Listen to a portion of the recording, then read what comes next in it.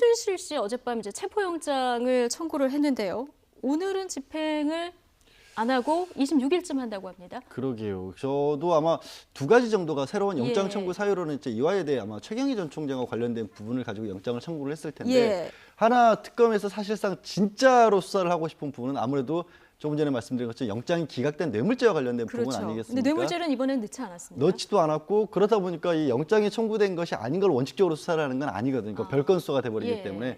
그런데 특검이 묻고 싶은 건 그쪽이기 때문에 과연 그 갭을 어떻게 극복을 해가면서 수사를 할지 좀 계획도 필요할 것 같고 어차피 최순실 씨는 부인하는 전략으로만 다 나올 거기 때문에 네. 아마 철저히 질문 리스트를 다 만들어 놓고 그냥 단순한 질문이 아니라 이 사람이 부인을 하는 대답이 나오더라도 나중에 그 기록을 읽어보는 뭐 재판관이 됐든 아니면 다른 탄핵 심판하는 헌법에서 그렇든 설령 대답은 아니요라고 나오더라도 이 기록을 보는 사람 입장에서는 아 맞구나라는 정도의 준비를 하고 아마 들어가려고 그렇게 하는 것 같습니다. 네, 최순실 씨 뭐 7번 소환했는데 6번 나오지 않았습니다. 지금 특검에만 그러는 거고요.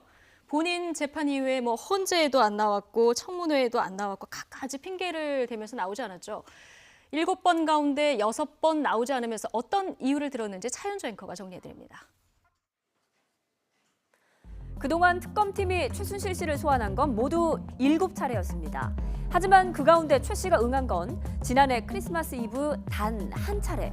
이후에는 모두 불출석 사유서를 제출하면서 조사를 이리저리 피해갔습니다. 지난해 12월 27일 특검의 소환 요구에는 건강상의 이유를 댔습니다. 앞서 최 씨는 국회 국조특위 청문회에도 공황장애와 피폐한 심신을 이유로 출석하지 않았는데요. 다음 날인 28일 특검의 재소환 요구에도 역시 건강상의 이유를 불출석 사유로 제시했습니다. 그로부터 일주일 뒤 특검은 또 최 씨를 소환했지만 최 씨는 모습을 드러내지 않았습니다. 이유는 정신적인 충격이었는데요. 실제로 최 씨는 덴마크 현지에서 딸 정유라 씨가 체포돼서 구금 신세가 된 것과 관련해 크게 걱정한 것으로 알려졌습니다.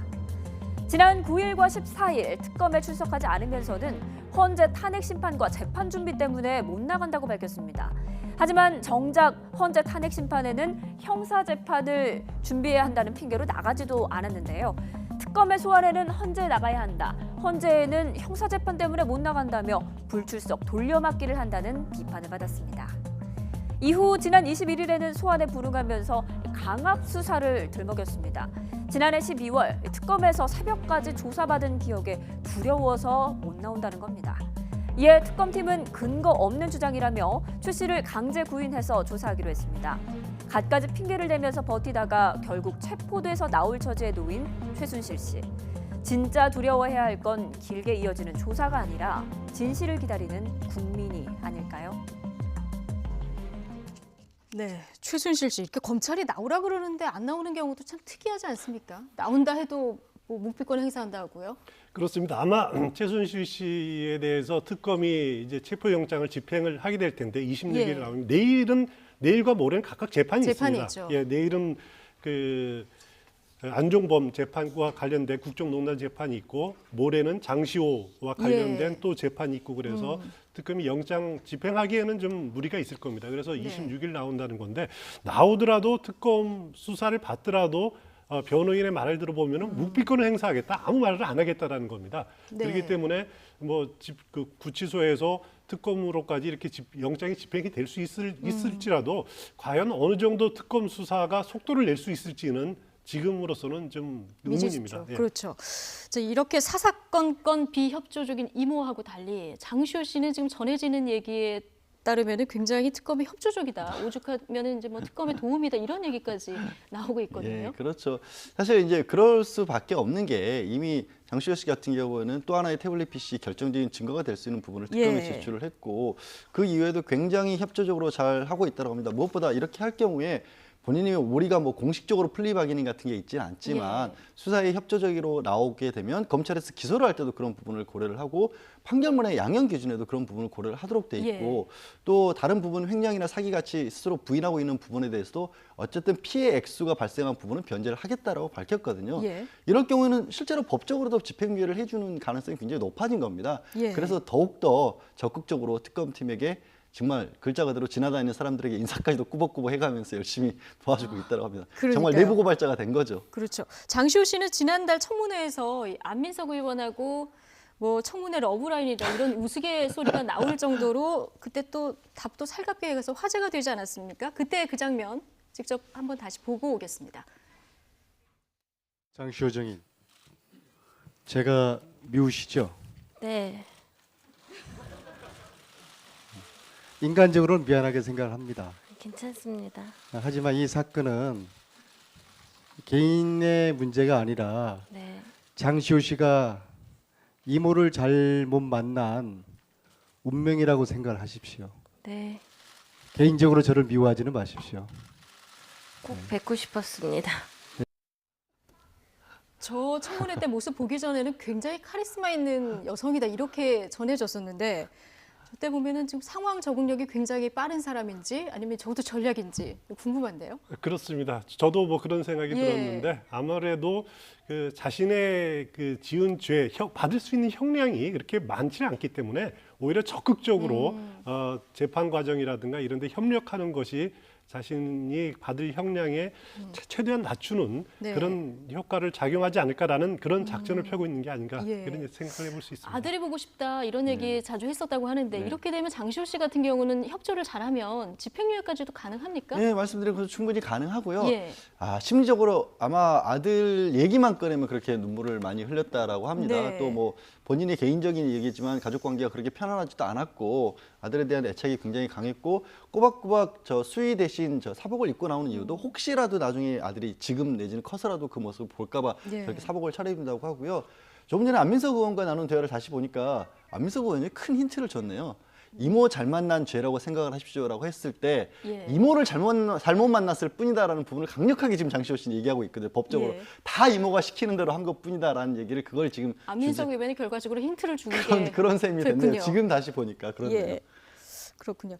자, 블랙리스트 수사 얘기도 좀 해보겠습니다. 이제 김기춘 전 실장, 조윤선 이제 전 장관이 됐죠. 그렇습니다. 예, 나란히 구속이 됐는데, 자 지금도 혐의는 두 사람 다 부인을 하고 있는 그런 상황 아니겠습니까? 그런데 이제 구속돼서 수사를 받게 되면 좀 심경의 변화가 아무래도 좀 있을까요? 당연히 예. 있겠죠. 심리적으로 무척 위축이 많이 될 겁니다. 물론 그 조윤선 전 장관이야 뭐 말할 필요도 없겠지만 김기춘 전 실장은 공안 검사 출신이지만은 예. 그래도 오히려 그 심리적 위축, 자신이 이제 피의자로서 이제 조사를 받는다는 네. 것에 대해서 심리적 위축이 많을 겁니다.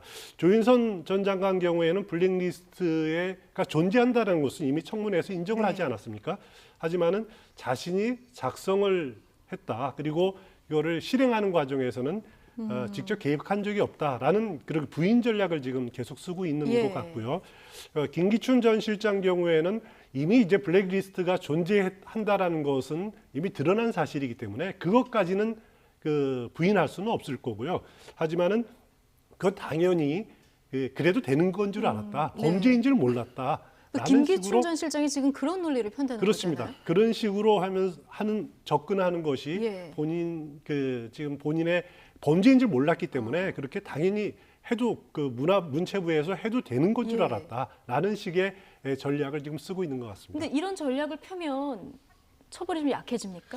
저게 왜 그러냐면 법리적으로 블랙리스트를 만든 것만 가지고 바로 그게 형사처벌 대상이 될 수는 없고요. 예. 그걸 만든 다음에 실질적으로 누가 어떤 뭐 지원을 끊어버린다거나 아니면 정말로 뭐 운영의 공연이나 이런 것들을 출판 같은 걸 못하도록 막았다가는 방해까지 가야 예. 이 형사처벌 대상이 될 수 있거든요. 근데 나는 작성에는 관여를 한 부분은 맞지만 그리고 그런 것들이 있는 건 알았지만 그런 일이 벌어지도록 정말 업무방해에 해당하는 일이 벌어지도록 하는 건 지시에도 관여한 바가 없고 알지도 못했다라고 하면 벌을 받을 수 있는 형사처벌 대상에서 빠져나가는 거거든요. 그러니까 네. 알았다라고 하게 되면 헌법재판에는 영향이 있겠죠. 그건 그렇죠. 그 헌재는 자체로도 별개로 영향이 크죠, 그렇죠. 이 부분은. 사상의 자유나 양심의 자유, 언론 출판의 자유를 침해한 게 예. 그것만으로도 맞지만 자기가 형사재판에서 받기 위해서는 그 부분은 떨고 나가는 게 전략이 될 수가 있죠. 예.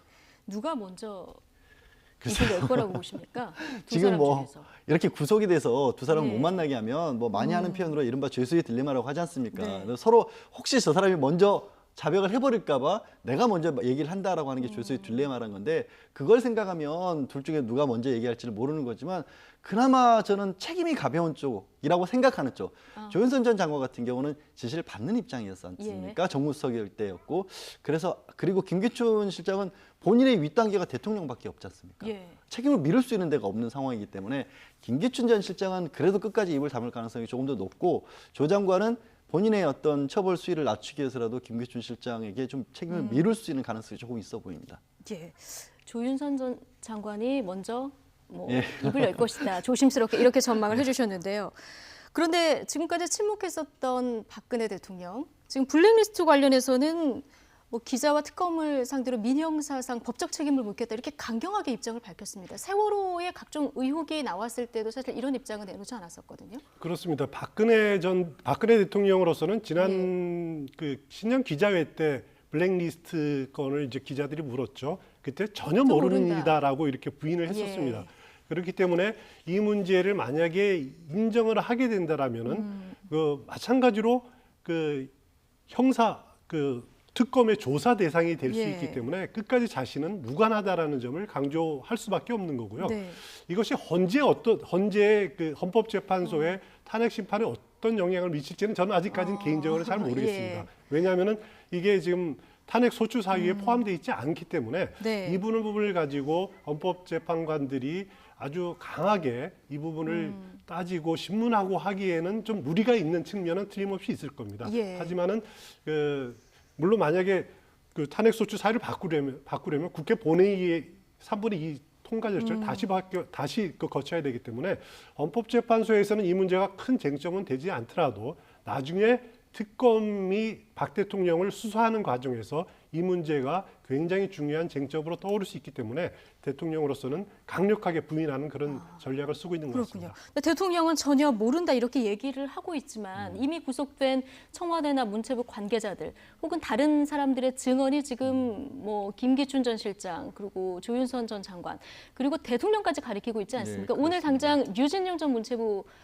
장관이 특검에 참고인으로. 나와서 참고인으로 조사를 받습니다. 지금 뭐 블랙리스트 의혹을 처음 폭로한 사람 아니겠습니까? 예, 그렇습니다. 다른 것보다도 블랙리스트와 관련된 내용을 대통령에게 보고를 했고 예. 그런 식으로 국정이 운영돼서는 안 된다라는 충고를 했다가 본인이 생각하기에는 그것 때문에 이제 해외 순방 중에 전자결제로 인해서 자리를 잃었다라고 유진용 장관은 주장을 하고 있지 않습니까? 예. 그 과정에 또 김기춘 전 비서실장도 깊게 관여를 하고 있었기 때문에 청문회 불쑥석 사유로 참 언론 인터뷰에서 혹시 그 사람을 폭행이라도 할까봐 내가 나올 수 없었다라는 그런 그러니까요. 얘기까지 한 게 네. 유진정 전 장관이다 보니까 또 무엇보다도 이 정통 관료 출신이죠. 다른 정치인 출신이 아니라 관료 출신으로서 그 공무원세 체계에 대한 자존심 같은 것도 굉장히 강한 분으로 알려져 있습니다.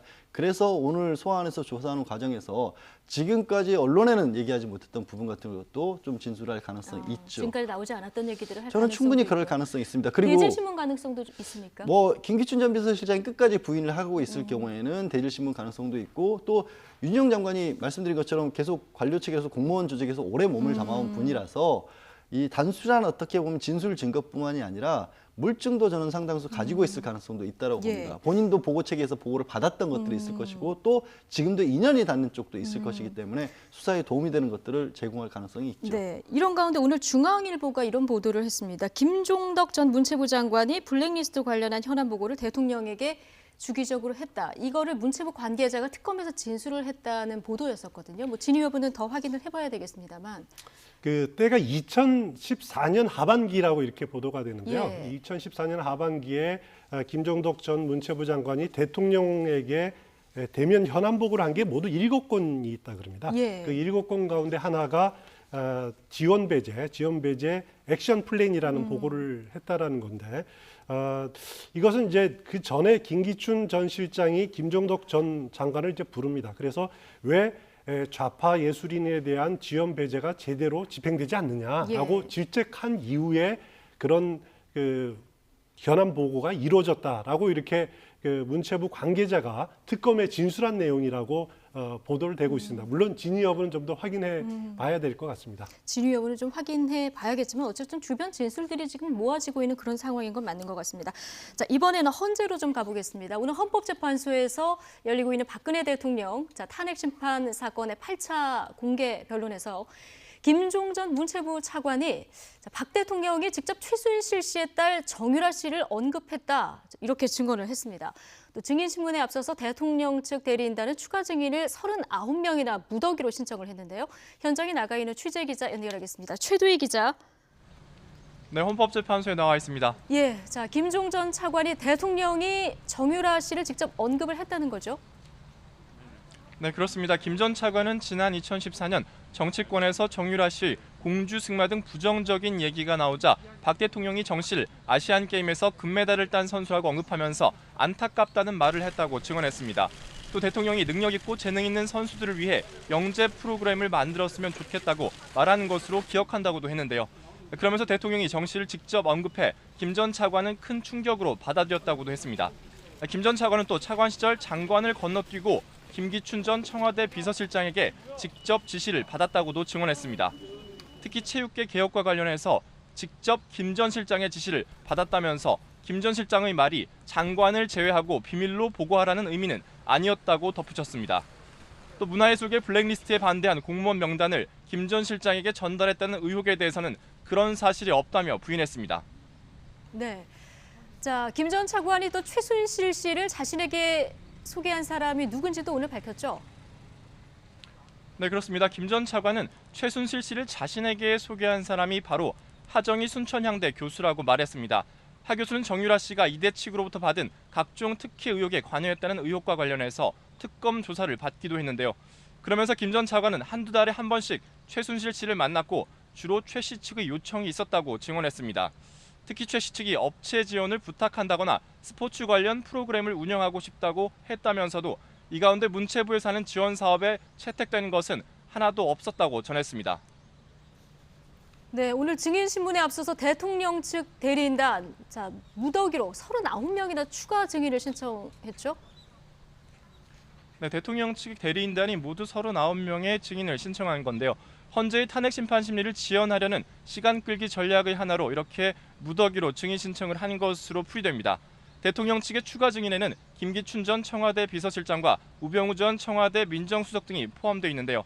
김 전 실장은 박 대통령 탄핵 사유 전반에 관련돼 있고 우 전 수석은 롯데 수사 관련 부분과 연관돼 있다고 대통령 측은 설명했습니다. 이에 대해 국회 측은 증인신문 대신 진술서를 받자고 했지만 대통령 측에서 거부했습니다. 증인신문이 마무리되어 헌재는 재판관 회의 등을 거쳐서 의견을 최종 정리한 뒤 결정문 작성에 돌입하게 되는데요. 향후 증인신문 일정이 줄줄이 이어질 경우 탄핵 결정 시기도 그만큼 미뤄질 가능성이 있습니다. 재판부는 일단 대통령 측이 증인 신청 취지를 본 뒤 추가 신청한 증인을 채택할지를 오는 25일 열리는 9차 변론에서 판단하기로 했습니다. 지금까지 헌법재판소에서 YTN 최두입니다.